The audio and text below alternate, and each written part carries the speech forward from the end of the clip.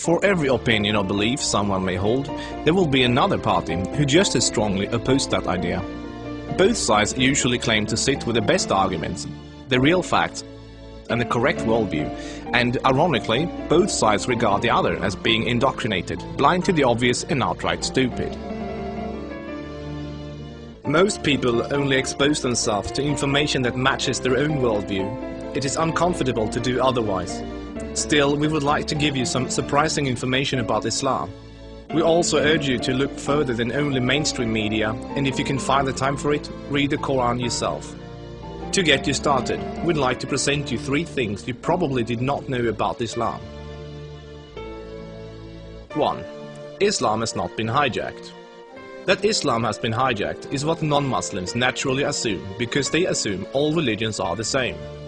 The reason non-Muslims are so easily confused is that most of us don't realize the difference between the Quran and every other religious book we are familiar with.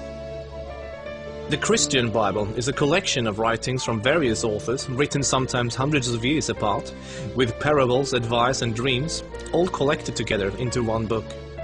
Same with the Jewish Torah. Even those of us in the West, who are neither Christians nor Jews, are still familiar enough with these religions to know this much, and therefore we assume the same is true for the Quran. But the Quran is only one book written by one man in his own lifetime. It is meant to be taken literally, and it is not full of symbolism or vague analogies. It is mostly direct commands. Of course, the Quran contains contradictory statements, just like other religious books. But the Quran itself provides the reader with a way to know what to do with the contradictions. It's explained in the Quran that if you have 2 passages that contradict each other, the one written later supersedes the one written earlier. Most Westerners are unaware that the peaceful, tolerant passages were written early in Muhammad's prophetic career.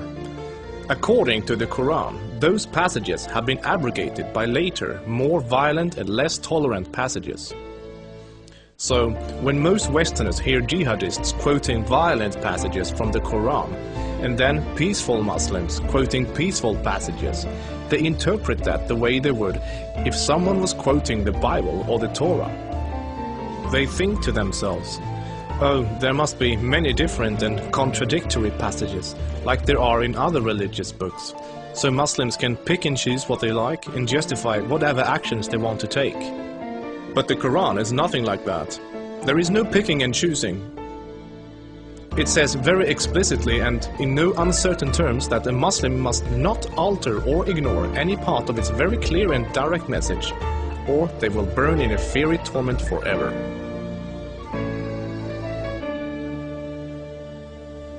2.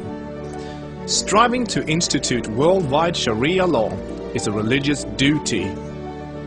Many people don't realize how politically oriented Islam is at its core.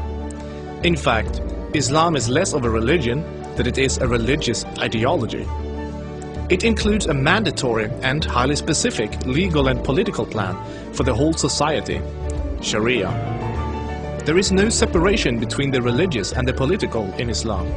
Rather, Islam and Sharia constitute a totalitarian means of ordering society at every level, including ritual worship, transactions and contracts, morals and manners, beliefs and punishments. In the Quran, Allah makes it clear that man-made governments, such as a democracy, and free speech, such as criticizing the Quran, are abominations and must be eliminated. The modern expression creeping Sharia is used to describe the slow, deliberate and methodical advance of Islamic law in non-Muslim countries. Official Sharia courts already operate in the UK, handling cases ranging from divorce and financial disputes to domestic violence. Attempts to introduce Sharia in the legal system in Germany, Sweden and other European countries are ongoing.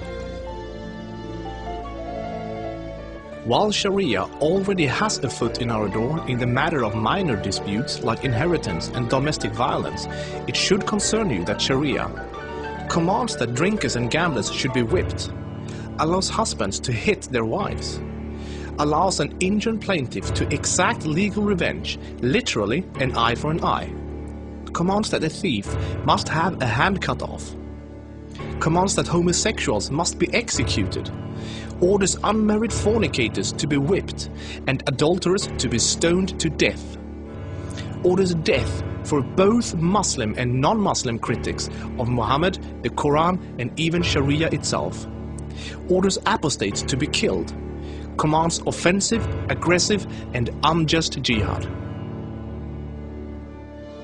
As written in the Quran, Sharia is the law of Allah. Any other form of government is a sin. It is the duty of every Muslim to keep striving until all governments have been converted to Sharia law.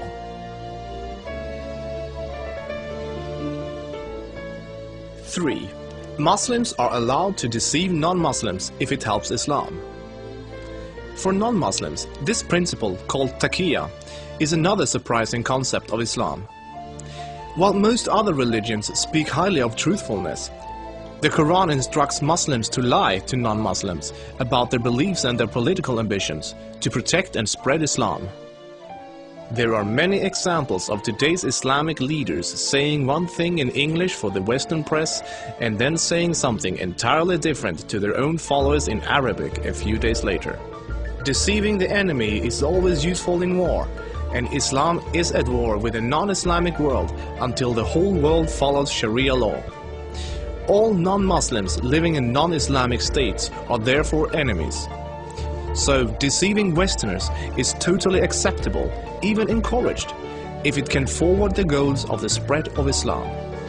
As a recent example, the Islamic American Relief Agency was seemingly raising money for orphans, but in fact giving the money to terrorists. They deceived good-hearted Western infidels into giving money to organizations that were actively killing Western infidels. Do the research yourself, this is not an isolated case. Islam as a religion of peace. Muslim organizations worldwide often declare that Islam is a religion of peace. But what does that really mean? It seems easy for a Muslim to quote a peaceful verse from the early parts of the Quran, while, by following the principle of taqiyya, neglecting to mention the fact that it has been officially abrogated by later, more violent verses. According to the Quran, the world will be at peace only when Islam and Sharia reign in every country, and never until then. This is why every Muslim can truthfully say that Islam is a religion of peace. If any of these points took you by surprise, then there is surely much more you still don't know. This subject will affect you in the near future, so take the chance to inform yourself now before it does.